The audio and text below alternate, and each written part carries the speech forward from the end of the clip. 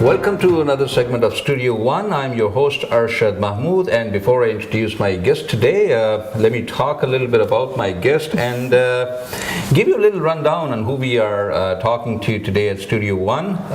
She contested in her first federal elections in 2008 and was elected from the Streetsville, Mississauga riding, defeating Wajid Khan, who had earlier defected from the Liberal Party to the Conservative Party. In an election where Liberal lost many of their seats, she was the one who won this seat back from the Conservatives to the Liberals, demonstrating that this riding actually and literally did belong to the Liberals. She's a graduate from St. Michael College from the University of Toronto and an MBA from the York University.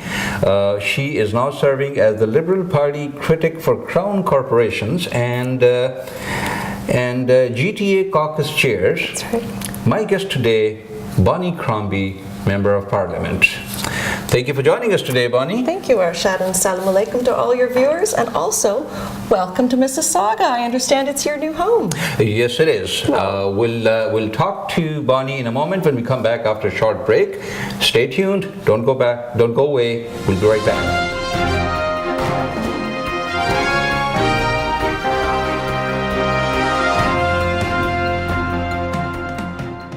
Welcome back to Studio One, where my guest today is Member of Parliament Bonnie Crombie. And just before we went to break, Bonnie, we were talking about your riding of Streetsville, Mississauga. Tell me about your riding. I understand that more than 50% of your riding residents are first-generation immigrants. Yes. They speak a language other than English language. Yes. There are approximately 160 nationalities in your riding and more than 90 languages spoken there. Wow, that's very good, and you're absolutely right. But it's an honor and a privilege, really, to serve such a diverse community and many different communities. And you may want to know that I'm also first generation here as well. My parents came from Poland.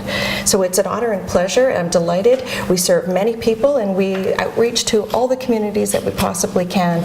We take some of our great work out to them as well, like we're having an outreach to Meadowvale Mosque to provide the services that we do to the people of the mosque who may not be able to come into our offices. Right, and your riding is a living example of the cultural and ethnic diversity which is found in the Canadian citizenship today. Absolutely. And of which we all Canadians are proud of. But at the same time, when this is a bliss and a great component of Canadian citizenship, it also brings certain issues and problems with it. And one of the problems that you addressed, I remember we were talking about your maiden speech in the House in 2008 that you talked about the immigration, the issues and the settlement process.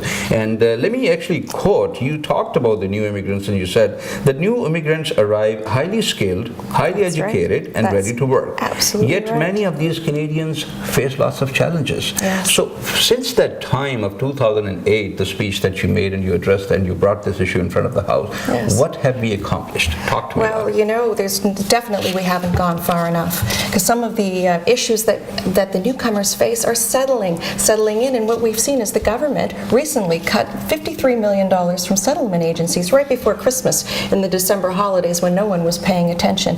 And these agencies provide services to help newcomers integrate into our communities, to give them the language skills and the business skills that are necessary so they can be actively participating in our economy. And in addition, you know, credentials recognition.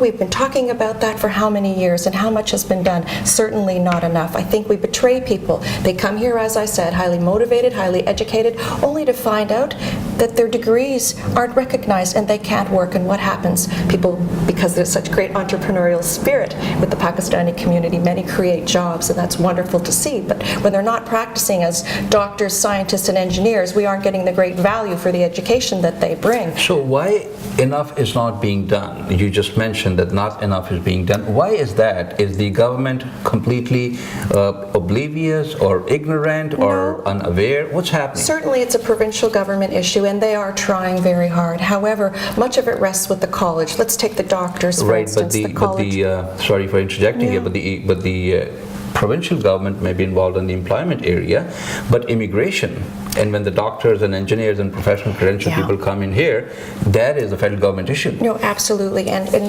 as soon as the process starts, the immigration process starts, people should be made aware that they need to start the process of having their credentials recognized with their individual colleges, whether it be the College of Doctors and Surgeons, the Accounting Board, or the College of Engineers, whatever it might be. They need to start that process immediately, right when they start filling out their papers for immigration, because that process in itself could take quite a number of years. So we'll go back to what you talked about, the Immigration and Settlement Assistance Program. That is so necessary. And those are the agencies that provide such a fundamental service to our new immigrants, and we've seen them just ransacked, just cut tremendously. Really, on the backs of the most vulnerable, this government is going to try and balance its books, and that's what we've seen evidence of.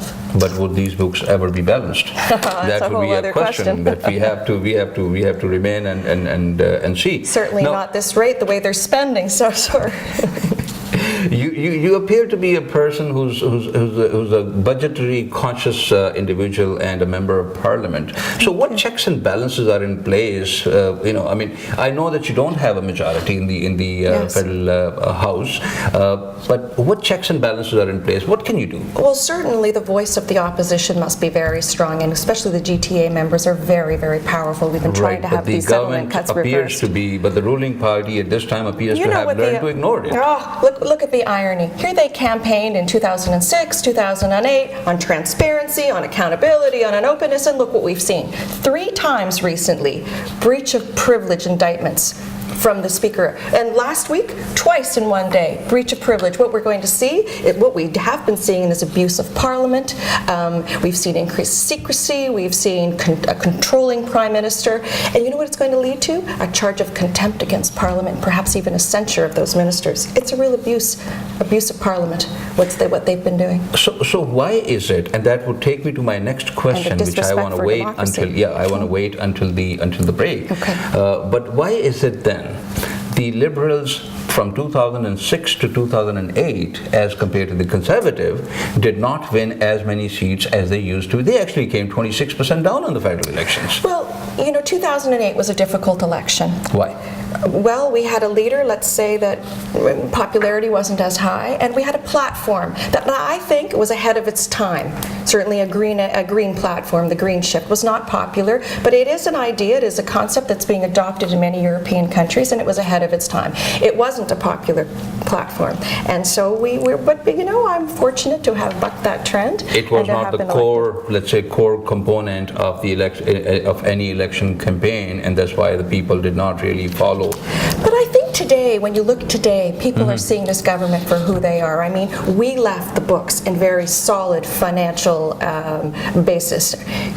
We cleaned up the mess, Brian Mulroney, the $43 billion deficit. And what do we have today? A $56 billion deficit. You know what? We'll be cleaning up that mess too.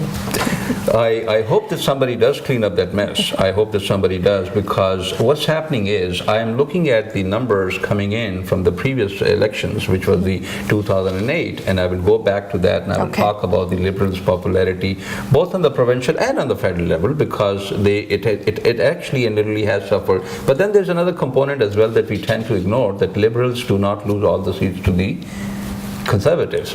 There was a third party. Certainly, and I think that was a big factor. The fact that there are 4 parties today. In Quebec, we're competing against the Bloc Québécois. There's the resurgence of the Green Party that took 8 to 10 percentage points in many ridings. So if they hadn't existed, then perhaps those votes would have come to the Liberals. I think you saw that the NDP actually declined in support. Much of the Liberals' support, much of the NDP support went to the Green Party. Because I'm not sure that the Conservatives actually gained from a percentage standpoint. I think it was the Green Party that took some percentage votes away from the Liberals and the NDP. We'll come back after a short break, and we'll talk about whatever happened in the 2008 elections, the numbers in whichever way they're going, and what is being done at this time to get that popularity back. And you talked about the leadership as well, in a certain phase during the last or the latest Liberal campaign. We'll talk about that as well. Continue watching Studio 1. We'll take a short break, and we'll be right back